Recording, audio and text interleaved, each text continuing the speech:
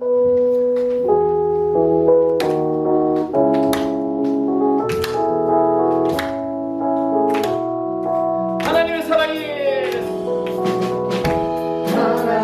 사랑이 당신의 삶 가운데 기쁘게 사랑이를 축복합니다. 하나님의 은혜가 하나님의 은혜가 우리 가운데 가득하길 기도합니다. 다시 한번 찬양합니다. 하나님의 사랑이 하나님의 사랑이 당신의 삶 가운데 가득하기를 축복합니다. 하나님의 은혜가 하나님의 은혜가 우리 가운데 가득하길 기도합니다. 가득하게 기도합니다. 가득하게 기도합니다. 가득하게 가득하게 기도합니다. 아멘. 자, 오늘 주신 하나님의 말씀 신약성경 고린도서 제5장 17절 말씀 제한성경 신약성경 291쪽입니다. 291쪽 5장 17절 말씀 다 찾으셨으면 다 같이 한 목소리로 합독하겠습니다. 그런즉 누구든지 그리스도 안에 있으면 새로운 피조물이라 이전 것은 지나갔으니 보라 새 것이 되었도다. 아멘. 요즘 어떻게 사십니까? 그냥 살지요. 그죠? 참 많이 덥고 참 많이 힘들고 불쾌지수 높아가는 지금 이 시대를 살아가고 있습니다. 코로나로 인해서 또 여러 가지 어떤 제한적인 것이 많고요. 며칠 전에 우리 지방 목사님들 단톡방에 참 재미있는 글이 올라왔더라고요. 어느 이제 할머니의 기도라고 있는데 근데 시작해 보면 하나님께서 우리가 얼마나 거짓말을 많이 하니까 마스크를 쓰게 하시고 우리가 얼마나 열내고 살아가니까 가는 곳마다 온도 측정하게 하시고 하도 비밀스러운 데 많이 가니까 가는 곳마다 방명록 적게 하시고 이런 글이 있더라고요. 참 이 시대에 너무 맞는 말 같습니다. 정말 우리가 지금 살아가는 이 세상이 너무 힘든 세상이죠. 그럼에도 불구하고 우리는 주님으로 인하여 기뻐하는 삶 되기를 소망합니다. 오늘 말씀에 보면은 새로운 피조물이라고 나옵니다. 그런즉 누구든지 그리스도에 있으면 새로운 피조물이다. 새로운 피조물, 이것을 거듭남, 다른 말로 하면 중생이라고 이야기를 합니다. 여러분 다시 태어나는 거, 이 중생의 진정한 이 증거는 사고방식이 완전히 달라질 때 분별하게 된다는 겁니다. 그래서 내가 영이 살아도 사고방식이 바뀌기까지는 우리는 옛사람의 방식으로 살아갈 수밖에 없는 겁니다. 다른 사람이 중생했다고 거듭났다고 해서 새로운 피조물이 되었다고 인정해 주지 않는 이상 가족이나 이웃이나 그 누군가 정말 저 사람은 새로운 사람이 되었어 라고 인정해 주지 않는 한 우리는 진정한 중생이 되지 않습니다. 여러분은 하나님의 자녀입니까? 하나님의 자녀입니까? 그렇다면 우리는 내 안에 그리스도인이라는 이 자의식이 분명해야 합니다. 여러분은 빛입니까? 주님은 너희는 세상의 소금이다, 너희는 세상의 빛이다 라고 말씀을 하셨어요. 그렇다면 나는 지금 빛으로 내 자의식이 나는 세상의 빛이야 라고 분명히 확신을 가지고 살아가고 있습니까? 우리는 그렇게 변화가 돼야 되는 거예요. 전도를 하다 보면 의외로 주변의 교인들이나 아니면 가족이나 친척, 직장 동료, 그리스도인 등에서 상처를 받아가지고 중후심으로 남아있는 사람을 참 많이 보게 됩니다. 그래서 어떤 분이 예수를 믿다가 교회를 다니다 안 다니는 분인데 그분이 보면 나 누구 때문에 어떤 성도님 때문에 누구 때문에 목사님 때문에 상처를 받아서 나는 절대로 교회를 안 간다, 예수를 안 믿는다. 왜 이런 일이 일어나고 있는 것일까? 빛인 그리스도인이 되었다는 말은 바로 우리 이 사고방식이 생각이 완전히 달라져야 하는 겁니다. 그래서 세상적인 사고방식으로 살아가는 것이 아니라 그리스도인의 말씀에 따라서 살아가야 된다는 겁니다. 그래서 로마서 12장 2절에 너희는 이 세대를 본받지 말고 오직 마음을 새롭게 함으로 너희가 변화를 받아 하나님의 선하시고 기뻐하시고 온전한 뜻이 무엇인지 분별하라고 말씀하셨습니다. 여러분 부패한 나라들을 가보게 되면은요, 대부분이 그 부패한 나라들 어떤 아직 보험이 들어가는 데 보면은 굉장히 이 미신적인 강한데 이 미신이 강한데 그것은 신에게 재물을 갖다 바칩니다.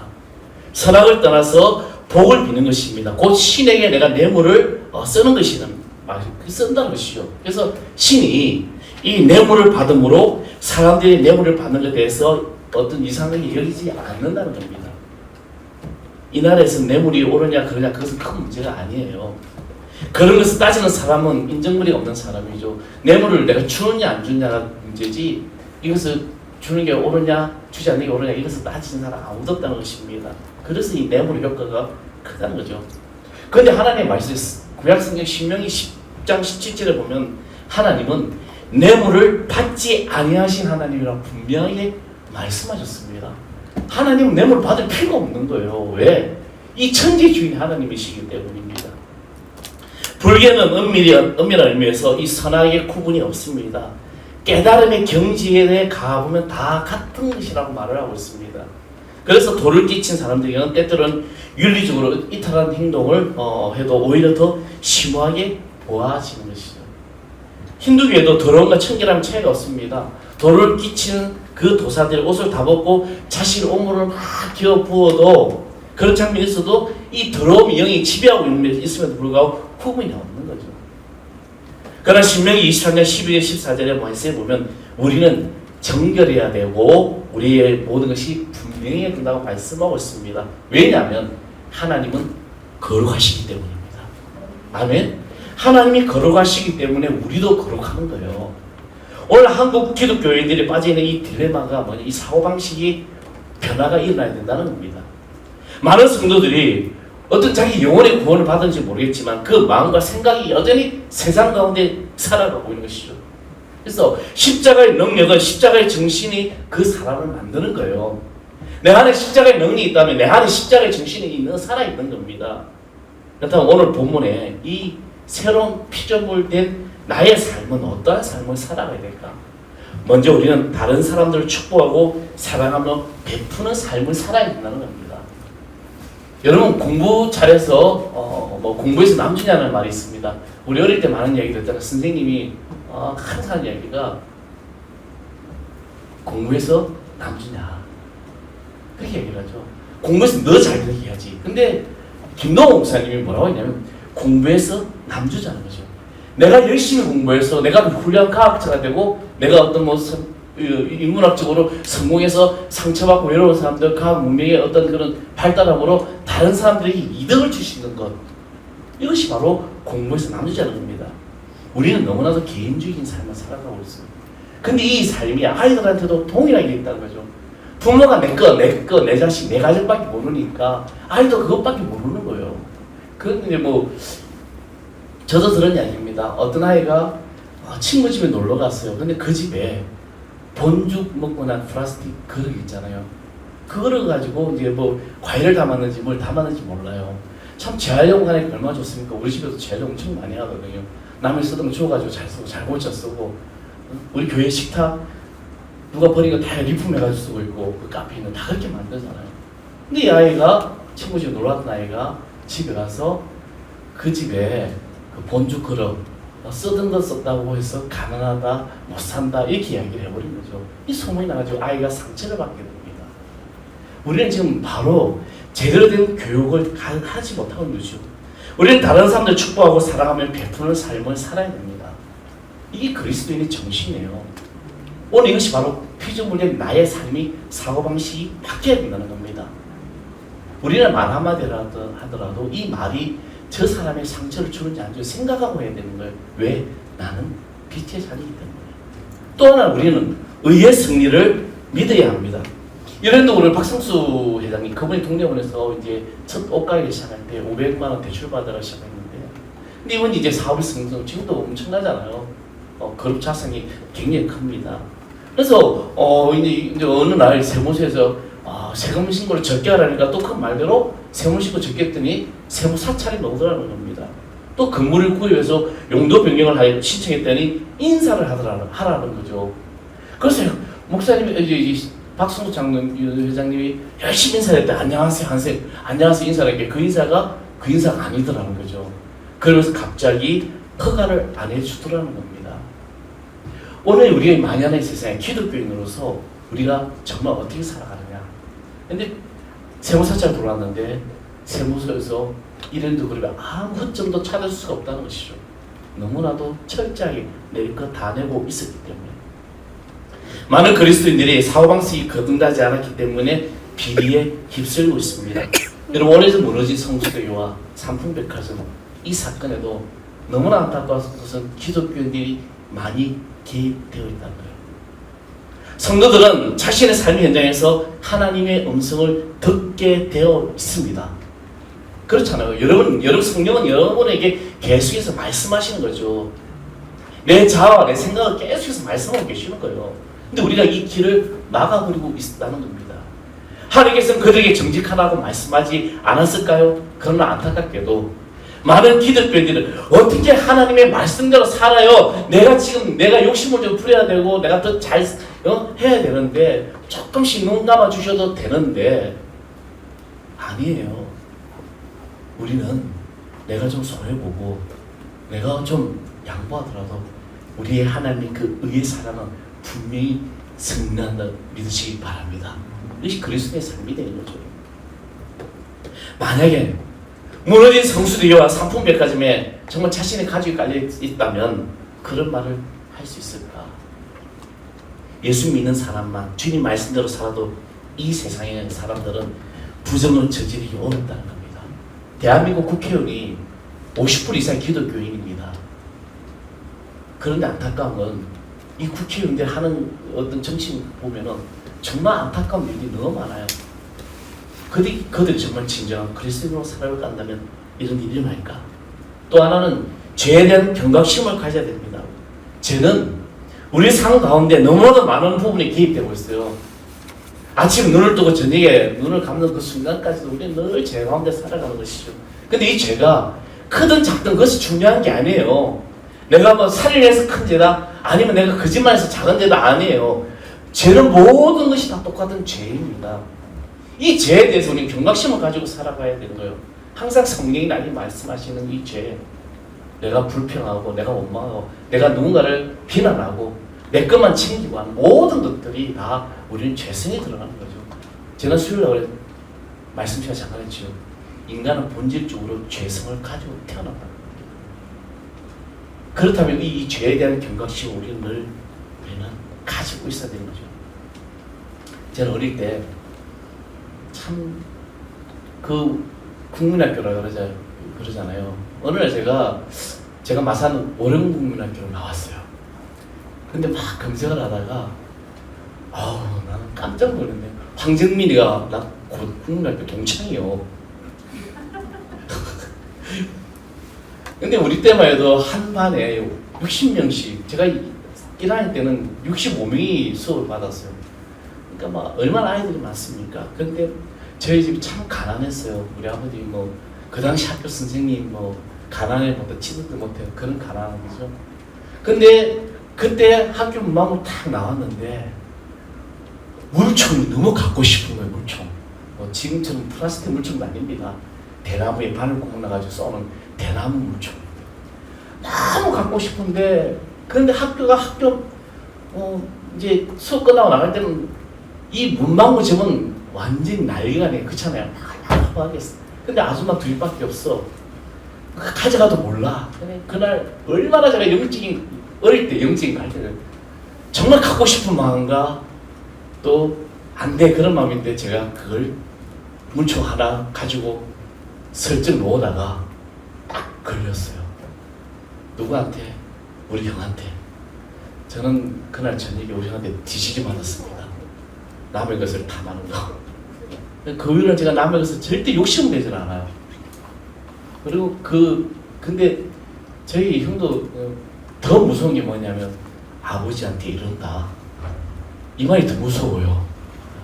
제발 아버지한테 이러지 마. 우리 아버님이 다른 건 모든 것은 참 온하신데 딱 하나 신앙적으로 잘못하는 거, 예배 시간에 헌금 빼먹는 거, 떠드는 거, 그리고 말씀가 안 하는 이건 거의 양보가 없으신 분이었습니다. 제가 10원 헌금 가져가다가 5원 빼먹어가지고 사탕 하나 사 먹었다가 그날 저는 이것이 진정한 체험이구나 깨닫게 될 정도로 맞아본 적이 있습니다.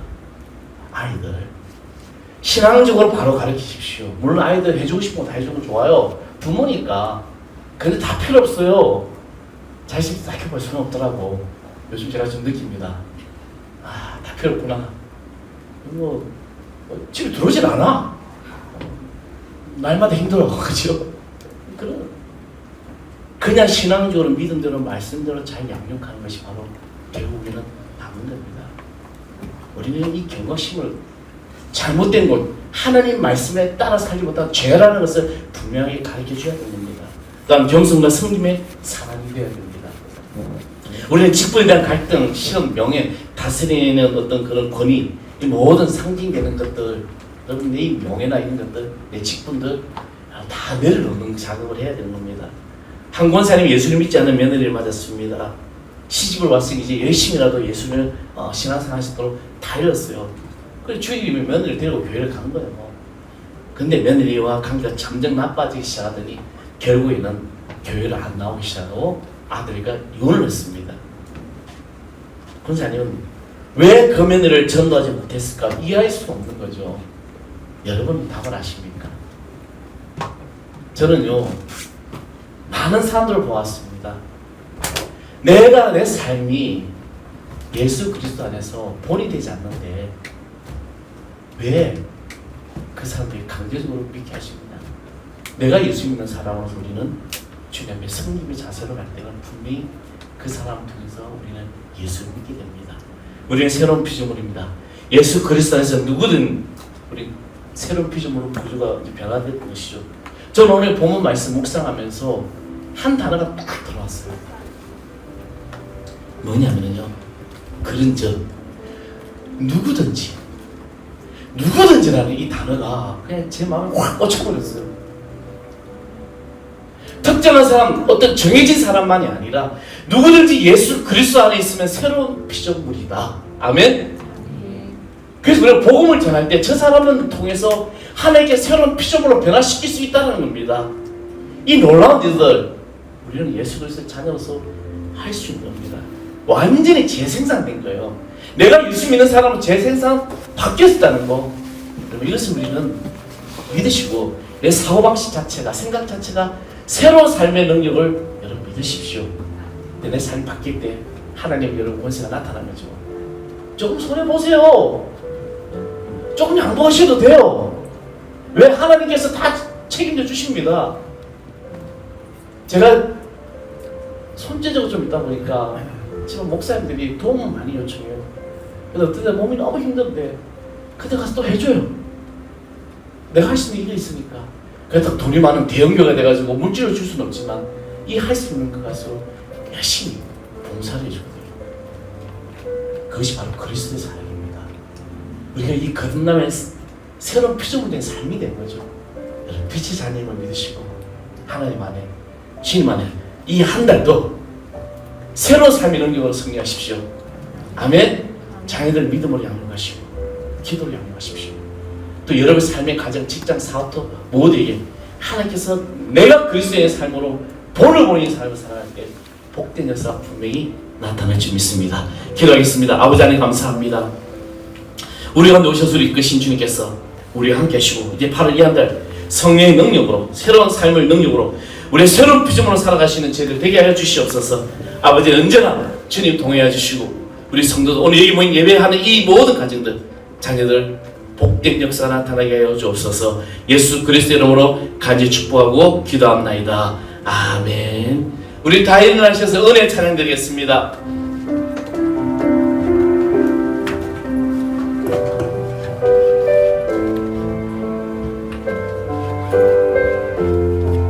내가 누려왔던 모든 것들이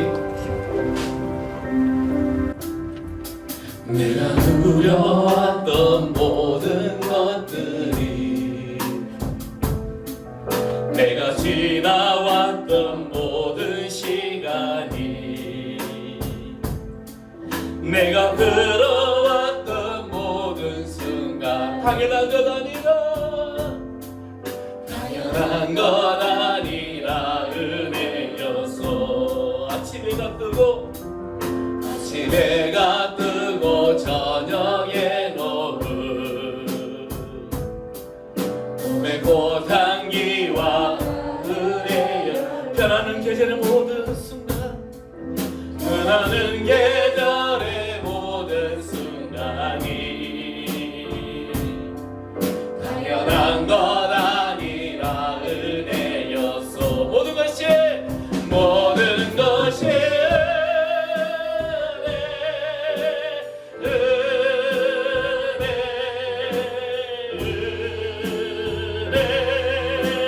하나는 내 삶에 당연한 것 하나도 없었던 것은 모든 것이 은혜였어 내가 이 땅에 태어나 사는 것 어린아이 시절과 지금까지 숨을 쉬며 살며 꿈을 꾸는 삶 당연한 건 아니라 은혜여서 내가 하나님의 자녀로 살며 오늘 찬양하고 예배하는 삶 복음을 전할 수 있는 축복이 당연한 것 아니라 은혜였어 모든 것이